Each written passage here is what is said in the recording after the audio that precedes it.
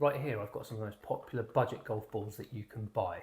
Loads of people love them and I've loved them too, but after extended testing I can say that I'm wrong. These balls might be cheap, but they're almost definitely seriously hurting your game, and I'm going to show you why in this video. And I want to know from you, do you agree with me? What's the worst budget ball that you've ever played? Okay, so first up, Tricks and Distance. So this is marketed as a really cheap budget distance golf ball, great for distance and cannon fodder. But honestly, it's very strange feeling. It feels very harsh, very clicky and clippy feeling as well. The spin on it is very low. I couldn't get more than about 3,000 spin off my wedge, and I'd expect, like seeing the shots with a TP5, to get around 6,000 to 7,000 on a 50-yard shot. But it is the cheapest of these bunch. I got these for about $12.99 for a dozen, so that does have that in its favour.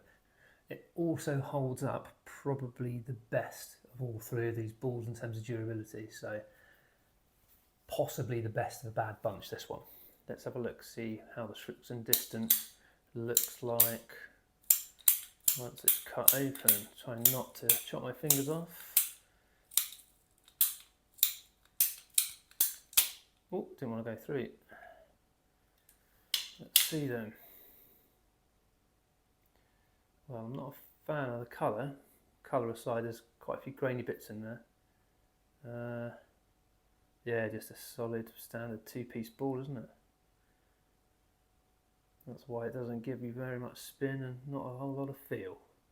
Okay, so number 2 of my worst budget golf balls is TaylorMade Distance Plus. Now, this ball is seriously long. I've done a video in the past where I've hit a 216-yard 7-iron, but that's part of the seriousness of the problem with this ball.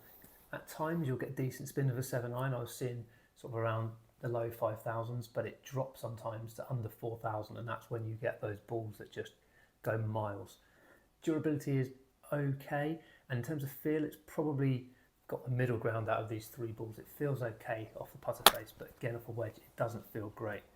It's relatively expensive as well. It could be about 17 or 18 pounds, so one to avoid, I would say. TaylorMade Distance then. This is the nicest feeling ball of all of them. But what does it look like inside? Probably pretty similar, to be honest. Oh, another one that didn't really want to cut through there. Ooh, that's nice. I like that colour. I'm a fan of blue. Now that's interesting. It's slightly thicker on the outside there. It looks ever so slightly thinner on this edge, as opposed to other parts of the way around. Okay, interesting. Okay, so last up, the Callaway Super Soft, and in my opinion, out of all three, the very worst of the bunch. This is not that cheap. It's probably the most expensive. I can never find it for less than about £20, £19 maybe if you're super lucky. It's very soft, so off the putter, it feels all right. It feels quite nice actually, especially with soft insert putter. It scuffs up a lot. I've only hit a few shots of this, and it is, I'll try and show you when I'm cutting it open, it scuffs up a lot. Take it in a bunker and it shreds it. Off the driver, the ball speed really drops as well. I haven't talked much about driver, but the ball speed across all of these is relatively low, and that's the funny thing. Off the mid irons and short irons, the ball speed is okay. It's where you'd expect it to be. But off driver, it really drops off. I was getting at most about 160 with this, whereas I was getting up to 170 with a TP5 and a Pro V1. So there really is a drop off of that. The way it makes up for that drop in ball speed is because they're so low spin, and that's how it kind of counteracts it. The biggest issue with this, and it's the same with the other two, but it's a bigger issue with this ball, is that on your little chips and your pitches, it launches so much higher than it should, and it just has no spin. It is dead spinning. With this one, I was getting about 2,500 consistently. I managed to notch it up to 2,900. You'll see in the behind me, and it just will not hold. I was hitting 50-yard shots with my TP5. I got 7,000 spin, just under that on average. The average for this was so much lower. Like I say, the high 2,000s. That just will not stop. I mean, that will roll out a long way, and you just can't be doing with that. Anyway, there's a huge problem with this, even more than what I've said. So let's get down, cut this boy open and you'll see what I mean. Now, I said I'd let you into a huge problem with this. Let's see as I cut through.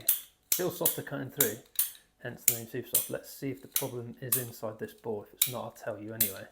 Yeah, it's marginal on this one, but there's been huge problems with Callaway balls in terms of the core itself being uneven in its injection within this.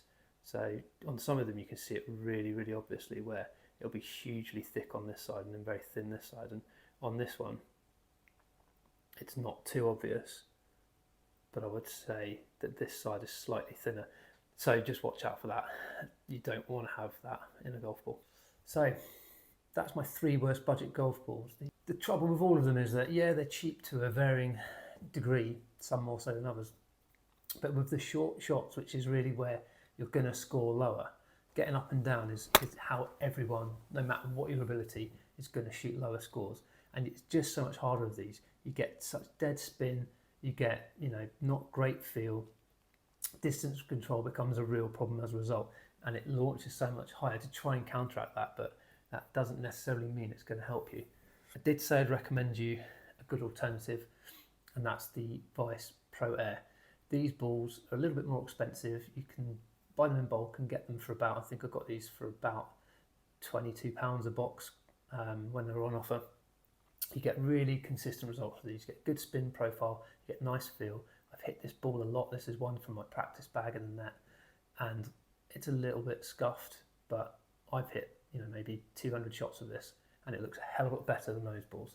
So I highly recommend those. You get good ball speed off your driver, you get good ball speed across all of your clubs, and they spin a decent amount. They spin almost as much as the TP5 I've used as a kind of base mark. Let me know in the comments though, what's your favourite budget golf ball, and what's your least favourite budget golf ball? Which one do you hate the most?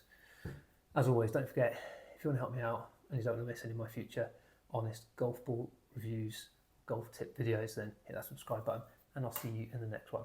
Thanks for watching.